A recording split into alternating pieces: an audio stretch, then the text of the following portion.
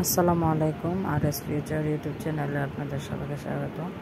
আজকে রান্না করে দেখাবো শিং মাছ। লবণ, পেঁয়াজ, কাঁচামরিচ দিয়ে দিলাম তেলে, দেখতেই পাচ্ছেন। দিয়ে দিচ্ছি মশলা।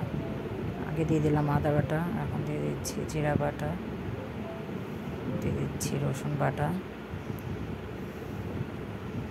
একটু কষে নিচ্ছি লাল মরিচ, যে যেমন ঝাল খাবে তখন তেমন দিবেন। আর মরিচ দিয়ে দিলাম, কষিয়ে নিচ্ছি। দিয়ে দিচ্ছি হলুদ বাটা, তারপরে একটু কষানোর পরে টমেটো দিয়ে দিচ্ছি। টমেটো দিয়ে দিলাম, মাছগুলো দিয়ে একটু কষাবো। দেখতে পাচ্ছেন, শিং মাছ যত কষাবেন তত শিং মাছের ফ্লেভারটা ভিতরে ঢুকবে।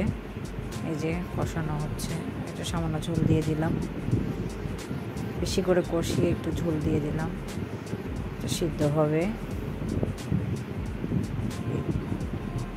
যেমন অলমোস্ট রান্নাটা প্রায় 80% হয়ে গেছে, দেখতে পাচ্ছেন।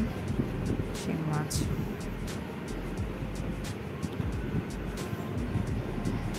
অনেক বড় বড় শিং মাছ, পেটে ডিম ছিল শিং মাছের।